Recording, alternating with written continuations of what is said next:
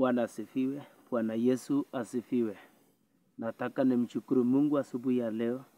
Ameniwezesha, amenipatia kibali na neema ya kuishi. So hata wewe nakuombea Mungu akubariki, Mungu akuinue, Mungu akupatie amani. Je, kama kuna kitu nataka niambie Wakristo wote, kwa sababu sisi Wakristo tunajitayarisha kwa sababu ya kukuja kwake Yesu Kristo. Nataka niwaulize, kuna watu wa aina mbalimbali. Wengine wanajifanya wameokoka, lakini kwa matendo wanaonekana kama watu ambao hawajui Mungu.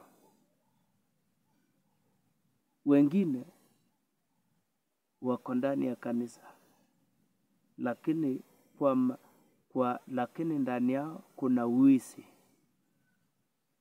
Wanaiba mali ya marafiki zao. Kama wewe umeokoka, mbona uibe? Mbona uchukue mali ya wenyewe?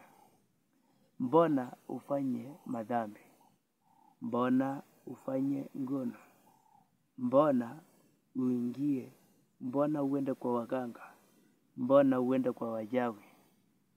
Na unaketi mbele ya kanisa, na unaketi mbele ya kanisa, wewe unajifanya wewe ni mchungaji.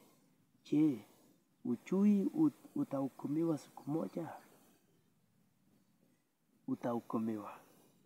Nataka nikwambie, kama umeokoka, wokovu wako ijulikane ya kwamba umeokoka, na Mungu awabariki. Asanteni sana. Mimi ni mtumishi wa Mungu, Seva Square. Thank you so much and may God bless you. Amen.